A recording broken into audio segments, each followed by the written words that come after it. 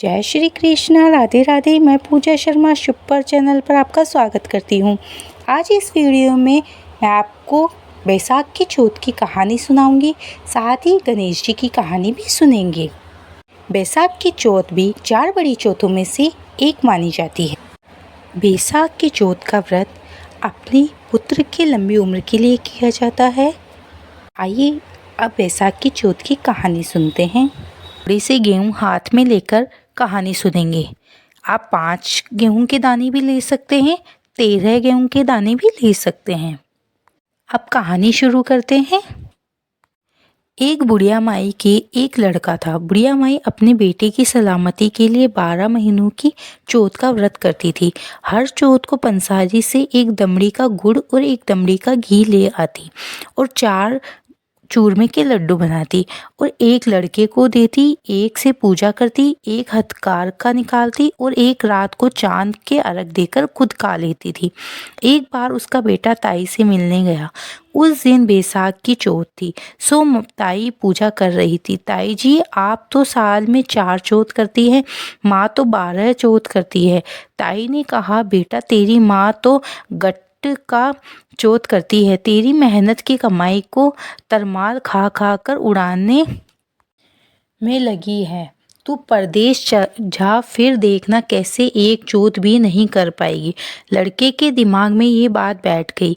उसने घर आकर माँ को कहा, माँ मैं परदेश जा रहा हूँ। ताई सच कहती है, यहाँ तो मैं जितना भी कमाऊँ तू उसे खाने पीने में उड़ा देती है। माँ ने उसे बहुत समझाया पर वो नहीं माना। माँ ने उसे चौथ माता के 5 आंखें देकर कहा, ये आंखें कठिनाई पड़ने पर तेरी सहायता करेंगे। आंखें लेकर लड़का चल दिया। राह में उसे एक शेर मिला। वो दौड़ता हुआ उस पर झपटा तो उसने एक आंखा उस पर फेंक दिया और चौथ माता का सुमिरन करके कहा, हे चौथ माता, यदि मेरी माँ मेरे लिए चौथ का व्रत करती है तो ये शेर गाय बन जाए। तुरंत गाय शेर से गाय बन गई। लड़के ने सोचा, माँ व्रत करती तो मेरे लिए ही थी, किंतु ताई ने मुझे गुमराह कर दिया। खैर अब तो आगे ही चलते हैं। आगे राह में उसे एक नदी मिली। उसमें पानी के बजाय खून पीप बह रहे थे। उसने चौथ माता को सुमिरन करके नदी में एक आंखा डाला और कहा, हे चौथ माता, यदि मेरी माँ मेरे लिए चौथ का व्रत करती थी तो दूध दही की नदी बन जाए। तुरंत दूध दही की नदी बहने लगी। उसने फिर सोचा, देखो मेरी माँ मेरे लिए चौथ का व्रत करती थी, किंतु ताई ने मुझे झूठ ही बहका दिया। चलते चलते लड़का एक दूसरे राजा की नगरी में पहुंचा। प्यास लगी तो एक बुढ़िया के घर गया तो देखा कि बुढ़िया रोती जा रही है और पुए उतारती जा रही है। उसने पूछा, बुढ़िया माई, क्या पानी मिलेगा और आप क्यों रो रही हो? बुढ़िया ने कहा, बेटा तुम जानकर क्या करोगे, पानी पियो और आगे जाओ, मेरा दुख तुम नहीं दूर कर सकते। लड़के ने जानने की जिद की तो बुढ़िया ने बताया, बेटा इस नगरी के पास एक पहाड़ी है, उसकी गुफा में एक दैत्य रहता है। पहले वह नगरी में आकर कई लोगों को मार जाता था। अब राजा हर घर से एक आदमी को रोज उसके खाने के लिए भेज देता है। आज मेरे लड़के की बारी है, इसी से रो रही हूँ। लड़के ने कहा, माई तू मुझे पुए खिला दे, तेरे लड़के के बदले मैं दैत्य के पास चला जाऊंगा। बुढ़िया ने कहा, बेटा तू पुए तो खा ले, पर किसी के लिए जान काहे को देगा। लड़का खा पीकर सो गया। रात को राजा के सिपाही बुलाने आए थे तो बुढ़िया माई धीरे से बोली, अरे बीर बटाऊ, ओ बीर बटाऊ, राजा के सिपाही आए हैं। लड़का झट से उठकर बैठ गया और बोला, अच्छा माई मैं जा रहा हूँ, तू मेरा लकड़ी और लोटा डोर रख ले, मैं वापस आकर ले लूँगा। माई ने कहा, बेटा तू ऐसे घर जाएगा सो वापस कैसे आएगा? लड़के ने दैत्य के सामने पहुंचते ही एक चौथ माता का आंखा निकालकर फेंक दिया और कहा, हे चौथ माता, यदि मेरी माँ मेरे लिए ही चौथ का व्रत करती थी तो ये दैत्य का सिर कटकर गिर जाए। तुरंत दैत्य का सिर कट गया। लड़का खुशी खुशी बुढ़िया माई के पास आया और अपना लोटा डोर देकर आगे चल पड़ा। चलते चलते लड़का एक दूसरे राजा की नगरी में पहुंचा। इस राज्य में आवा तब पकता था जब एक मनुष्य की बलि दी जाती थी। सिपाहियों ने इस लड़के को पकड़कर आवे में चुन दिया। लड़के ने एक आखा आवे में डाल दिया और कहा, हे चौथ माता, यदि मेरी माँ मेरे लिए ही चौथ का व्रत करती है तो आवा मेरी बलि के बिना ही झट से पक जावे। दूसरे दिन भंगिन झाड़ू निकालने आई तो एक कंकर उछलकर आवे पर जाकर लगा तो टन की आवाज़ आई। रानी ने देखा तो जाकर राजा से कहा, राजा जी, आवा तो पक गया। राजा ने कहा, यदि बात झूठी निकली तो तेरी जीभ कटवा लूँगा। जाकर देखा तो सचमुच आवा पक गया था। बर्तन उतारने शुरू किए तो सोने चांदी के बर्तन निकले। राजा ने कहा, कैसा आश्चर्य है, मिट्टी के बर्तन की जगह ये बर्तन कहाँ से आए। तभी अंदर से लड़का बोला, भाई धीरे धीरे उतारना, मेरे लग नहीं जाए। सब डर गए, कहने लगे, तुम हो कौन, भूत प्रेत हो या जिन हो। लड़के ने कहा, ना भूत हूँ ना प्रेत हूँ ना ही जिन हूँ, तुमने जिसे आवे में चुना था मैं वही लड़का हूँ। राजा ने उस लड़के को बाहर निकलवाया और कहा, इस आवे से आज तक कोई जीवित नहीं निकला, तुम कैसे बच गए। लड़के ने बताया कि उसकी माँ चौथ का व्रत करती थी, उसी चौथ माता ने उसकी रक्षा की है। राजा ने कहा, मुझे तो विश्वास नहीं होता। राजा ने परीक्षा लेने के लिए पानी पिलाने वाली चांदी की सुराही मंगाई और लड़के से कहा कि इसकी नलकी से निकलकर बताओ, नहीं तो मैं तुम्हें जिंदा जलवा दूंगा। लड़के ने सुराही में आखिरी दाना डाला और चौथ माता का सुमिरन करके कहा, माता भूं भूं भंवरा होऊं, चांदी की नलकी में से निकलूं।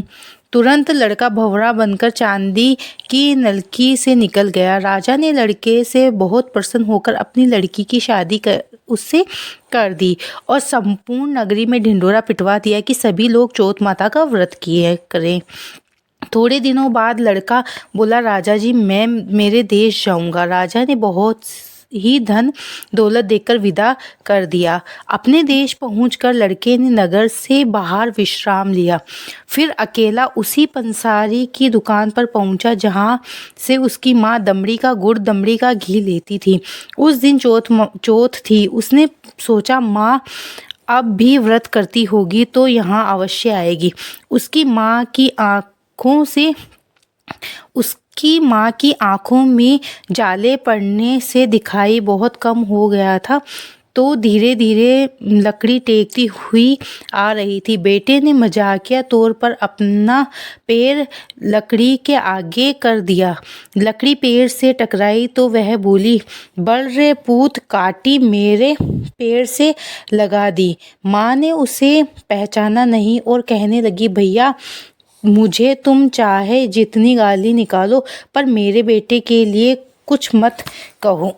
पहले ही मेरे बेटे को उसकी ताई ने भड़काकर मुझसे दूर कर दिया। लड़के ने सोचा, देखो मैंने कितनी बड़ी भूल की। मैंने उस माँ पर शक किया जो आज भी मेरे लिए चौथ माता का व्रत करती है। वह माँ के पैरों में गिर पड़ा और बोला कि माँ, मैं तेरा ही बेटा हूँ, मुझे माफ़ कर दे। माँ ने उसको गले से लगाया। लेकिन नगरी के लोग इस बात को मानने को तैयार नहीं थे कि यह इसी बुढ़िया का लड़का है। नदी के इस पार लड़के को खड़ा किया और उस पार माँ को, और लोहे की कांचली पहना दी। माँ ने कहा, हे चौथ माता, यदि मैं मेरे लड़के के लिए चौथ माता का व्रत करती हूँ तो कांचली फट जाए। कांचली फट गई और माँ के स्तनों से दूध की धार बेटे के मुंह में गिरी। लोग चौथ माता की जय जयकार करने लगे। उस नगर में सभी लोग चौथ माता का व्रत करने लगे। हे चौथ माता, उस बुढ़िया के लड़के की जिस प्रकार सहायता की उसी प्रकार हमारी भी करना। बोलो चौथ माता की जय। इस प्रकार कथा कहकर चौथ माता की कथा के आंखें पल्ले के बांध लेने चाहिए। नए आंखें लेकर गणेश जी की कथा सुननी चाहिए। अब गणेश जी की कहानी सुनते हैं। एक बार की बात है, दो व्यापारी दो बैलगाड़ियों में अलग अलग सामान लादकर बेचने चले गए। एक गाड़ी में नमक और खार भरा था तो दूसरे ने अपनी गाड़ी में मिश्री और मेवा भरा और बेचने के लिए हाट की ओर चले। राह में गणेश जी का मंदिर था। वहां से वह लोग निकलने लगे तो गणेश जी एक बालक का रूप बनाकर आए और मिश्री मेवा की गाड़ी वाले से कहा, तुम्हारी गाड़ी में क्या है, थोड़ा मुझे भी खाने के लिए दे दो।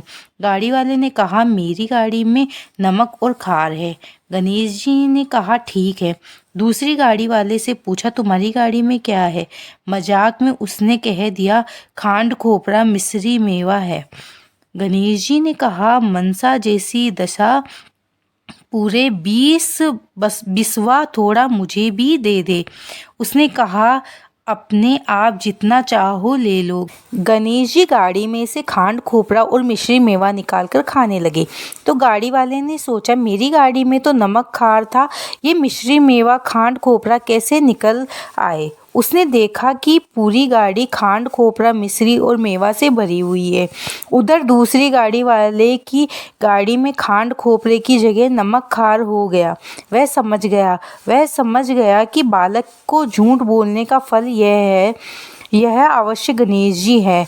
उसने जाकर गणेश जी के पैर पकड़ लिए और अपनी भूल की क्षमा मांगी। गणेश जी ने उसकी गाड़ी में भी खांड खोपरा मिश्री और मेवा कर दिए। दोनों ने गणेश जी के मंदिर में आधी आधी गाड़ी मिश्री व मेवा की चढ़ाई। फिर गाड़ी लेकर गणेश जी की जय जयकार करते हुए चले गए। हे गणेश जी, जैसी कृपा नमक खार की गाड़ी वाले पर करी वैसी सब पर करना। कहानी कहने वाले, हुंकारा देने वाले सभी पर करना। यदि आपको वीडियो अच्छा लगे तो लाइक शेयर कीजिए। चैनल पर नए हैं तो चैनल को सब्सक्राइब कीजिए।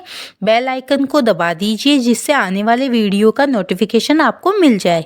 हिंदू धर्म, रीति रिवाज, कथा कहानी, गीत भजन, ये सब सुनने के लिए आप हमारे चैनल से जुड़े रहें। वीडियो में अंत तक बने रहने के लिए आपका बहुत बहुत धन्यवाद। जय श्री कृष्णा।